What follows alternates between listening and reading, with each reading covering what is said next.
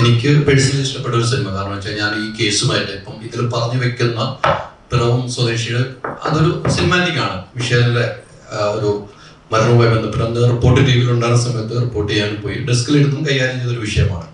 എനിക്ക് ഈ സിനിമ കണ്ടു കഴിഞ്ഞപ്പോൾ അഭിലാഷിന്റെ ഒരു തൻ്റെ ഇടമാണ് ഞാൻ ഇതിനകത്ത് ചോദ്യം ചെയ്യുന്നത്.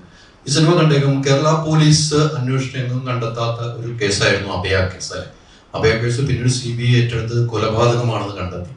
അതുപോലെയാണ് മിഷേലിന്റെ കേസിന് വേണ്ടി നീതി ലഭിക്കാതെ കുടുംബം കയറി നടക്കുന്നുണ്ട്. ഇവിടെ ജീവിച്ചിരിക്കുന്ന ഒരു ഇരയെന്ന് പറയാം, പക്ഷെ അദ്ദേഹത്തിന്റെ പേര് കേസിൽ ഇപ്പൊ ആ മിഷേലിന്റെ ഒരു കാമുകൻ എന്ന് പറയുന്ന ഒരു പയ്യനുണ്ടായിരുന്നു. അവരിലേക്കാണ് ഈ കേസ്, അന്ന് മിഷേലിന്റെ കേസ് വിരൽ ചൂണ്ടിയത്. ഇപ്പൊ അതൊരു സിനിമാറ്റിക് രൂപേണ കാണിച്ചു വെച്ചപ്പോൾ ആ കുടുംബത്തിന് അല്ലെ മിഷേലിന്റെ കുടുംബത്തിന് നീതി വേണം. ആ പയ്യനുണ്ടാകുന്ന ഒരു പ്രശ്നം, അതോടൊപ്പം കേരള പോലീസ് ഈ കേസ് കൈകാര്യം ചെയ്തതിൽ വളരെ മോശമായ നിലയിൽ ചിത്രീകരിക്കുന്നുണ്ട്. കേരള പോലീസ് സ്റ്റേഷനിലേക്ക് ചെന്നപ്പോൾ ഒരു ഇതുമില്ലാതെ ഈ സ്റ്റേഷനിൽ അടുത്ത സ്റ്റേഷനാണെന്ന് പറഞ്ഞുകൊണ്ട് കുറെ പോലീസ് ഉദ്യോഗസ്ഥർ ഇത്തരം കേസുകൾ കൈകാര്യം ചെയ്തപ്പോൾ എങ്ങനെയാണ്? രണ്ട് ചോദ്യമാണ്. ഇത്തരം കാര്യങ്ങൾ കൈകാര്യം ചെയ്തപ്പോൾ അഭിലാഷ് എങ്ങനെയാണ് ഇത് ഉൾക്കൊണ്ടത്? അല്ല, ആദ്യമേ തന്നെ ഇത് മിഷേൽ ഷാജിയുടെ ബയോപിക് അല്ല. ഒരിക്കലും നമ്മൾ മിഷേൽ ഷാജിയുടെ ബയോപിക് അല്ല ചെയ്തിരിക്കുന്നത്. നമ്മുടെ ഒരു കഥയിലെ ആവശ്യമായ ചില സീക്വൻസുകൾക്ക് ആ കേസ് റെഫർ ചെയ്തിട്ടുണ്ട്. അതേപോലെ തന്നെ നമ്മളൊരു തമിഴ്നാട് കിടന്ന ഒരു മൊബൈൽ ഹാക്കിംഗ് ഒരു കേസ് നമ്മൾ എഴുതുന്നുണ്ട്. ഇതിൽ ആദ്യത്തെ ചോദ്യത്തിന് ഉത്തരം എന്ന് പറയുന്നത്, ഈ പോലീസ് സ്റ്റേഷനിൽ ചെന്നിട്ട് പോലീസ് സ്റ്റേഷനിൽ നിന്ന് അവർക്ക് വേണ്ട രീതിയിലുള്ള ഒരു റെസ്പോൺസ് കിട്ടിയില്ല എന്ന് പറയുന്നത് നടന്ന സംഭവമാണ്. അത് ആ പേരൻസ് അല്ല അവർക്കൊപ്പം അന്നുണ്ടായിരുന്നവര് പബ്ലിക് പുറത്തു തന്നെ പറഞ്ഞ കാര്യമാണ്. നമ്മുടെ സിനിമയുടെ കഥയിൽ അത് ആവശ്യമായി, അതെ ആ ഉദ്യോഗസ്ഥരെ കേസ് കൊടുക്കുന്നുണ്ട്. പക്ഷെ നമ്മുടെ കഥയിൽ അത് ആവശ്യമായിട്ട് വെച്ചോന്നേ ഉള്ളൂ. രണ്ടാമത്തെ കാര്യം, മിഷേലിന്റെ കേസിലെ ആ ഫാമിലി, ആ പയ്യന്റെ ഫാമിലിക്ക് എന്ത് ഫീൽ ചെയ്യുന്നുള്ളത് ഞങ്ങളെ സംബന്ധിച്ച് നമ്മുടെ ഈ കഥ മിഷേലിന്റെ ബയോപിക് അല്ലാത്തതുകൊണ്ട് ആ ചോദ്യത്തിന് ഉത്തരം തരേണ്ട ആവശ്യമില്ല. കാരണം അങ്ങനെയല്ല ചിന്തിച്ചിരിക്കുന്നത്. നമ്മളൊരു സിനിമാറ്റിക് വേർഷനിൽ ഒരു സബ്ജക്ട് ക്രിയേറ്റ് ചെയ്യുന്നു, അതിലേക്ക് ആവശ്യമുള്ള കുറച്ച് റിയൽ ഇൻസിഡൻസ് ഇങ്ങനെയൊക്കെ നടന്നിട്ടുണ്ടാവാം എന്ന് റിയൽ ഇൻസിഡൻസ് വരുന്നതാണ്. പിന്നെ കേരള പോലീസിന് ഒരിക്കലും ഈ സിനിമ മോശമായിട്ട് ചിത്രീകരിച്ചിട്ടല്ല. കേരള പോലീസിന് അങ്ങനെയാണ് ഇതിന്റെ സൈജോ ഗ്രൂപ്പിന്റെ കഥാപാത്രം ത്രൂ ഔട്ട് സിനിമയിൽ ഇൻവെസ്റ്റിഗേഷനിൽ വരുന്നല്ലേ. ഈ പറയുന്ന അർജുന്റെ അമ്മയുടെ ക്യാരക്ടർ ചേച്ചി കേരള പോലീസിന്റെ ഭാഗമല്ലേ. അർജുന്റെ ക്യാരക്ടർ പോലീസ് ആവാത്തോണ്ട് ഒരു സാധാരണക്കാരൻ ഇൻവെസ്റ്റിഗേഷൻ രീതിയിലാണ് കഥ പോയിരിക്കുന്നത്. ഒരുപാട് സിദ്ദിഖ് സാർ ചെയ്ത കഥാപാത്രം അജിത് ചേട്ടൻ. അപ്പൊ അത് കേരള പോലീസിന് ഒരിക്കലും മോശമാക്കുന്ന കാര്യമല്ല. നടന്ന റിയൽ ഇൻസിഡന്റിലെ ചില സീക്വൻസുകൾ വെച്ചപ്പോൾ അത് അങ്ങനെ ഫീൽ ചെയ്താവാം അത് നീതി നിഷേധിക്കപ്പെട്ടു എന്നുള്ളത്. ഈ മിഷേലിന്റെ പേരൻസിന്റെ പല ഇന്റർവ്യൂകളും ഞാൻ കണ്ടിട്ടുണ്ട്. ആ രാത്രിയിൽ പ്രോപ്പറായിട്ടൊന്ന് അന്വേഷിച്ചെങ്കിൽ ഒരു പക്ഷേ ആ കുട്ടീനെ കിട്ടിയിരിക്കുമെന്ന് അച്ഛൻ പറയുന്ന ഒരു സ്റ്റേറ്റ്മെന്റ് ഉണ്ട്.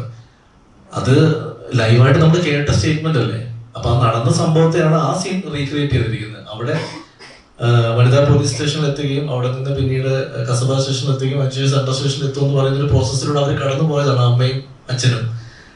അപ്പൊ അത് വിഷ്വലൈസ് ചെയ്തതാണ്. അങ്ങനെ അത് സിനിമയ്ക്ക് ആവശ്യമാണ്, അല്ലാതെ ഒരിക്കലും മിഷേൽ ഷാജിയുടെ ബയോപിക് അല്ല ചെയ്തിരിക്കുന്നത്. അങ്ങനെ ഒരു റോങ് ഇൻഫർമേഷൻ എന്തായാലും ഓഡിയൻസിലേക്ക് പോകണ്ട.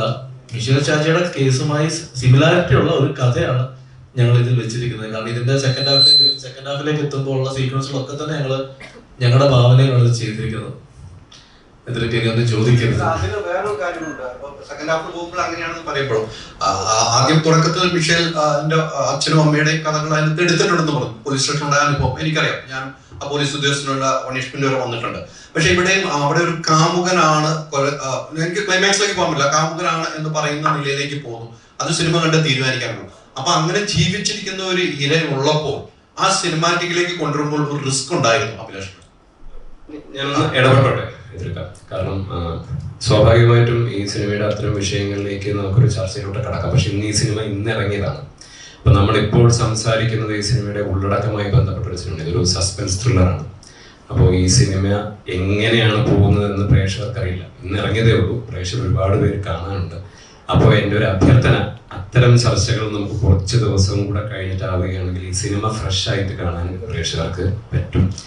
ആ അഭ്യർത്ഥന മാനിക്കണം എന്നാണ് എൻ്റെ അഭിപ്രായം. കാരണം ഇതൊരു സസ്പെൻസ് ത്രില്ലറാണ്. അതെ. അപ്പോ തീർച്ചയായിട്ടും ഈ പറഞ്ഞ ചോദ്യങ്ങൾക്കെല്ലാം ഉത്തരങ്ങളും ചോദ്യങ്ങൾക്കൊന്നും ഒരു പ്രശ്നമില്ല. പക്ഷെ ഒരു സസ്പെൻസ് ത്രില്ലർ ആയത് കാരണം കുറച്ച് ദിവസത്തേക്ക് ഞങ്ങൾക്ക് അത് പ്രൊട്ടക്ട് ചെയ്യാനുള്ള, അങ്ങനെ ആണെങ്കിലല്ലേ പ്രേക്ഷകർക്ക് കാണാൻ താല്പര്യം ഉണ്ടാവും. ഇപ്പോ നമ്മൾ ആരുടെ കഥ പറഞ്ഞില്ലെങ്കിലും പ്രേക്ഷകർ സിനിമയായിട്ടാണ് കാണാൻ പറ്റുന്നത്. അപ്പോ അത് ഒന്ന് പ്രൊട്ടക്ട് ചെയ്യണം. അപ്പൊ അത്തരം ചോദ്യങ്ങൾ നമുക്ക് തീർച്ചയായിട്ടും അതിന്റെ സീരിയസ്നെസ്സോടുകൂടി തന്നെ ഡിസ്കസ് ചെയ്യാം പിന്നീട്.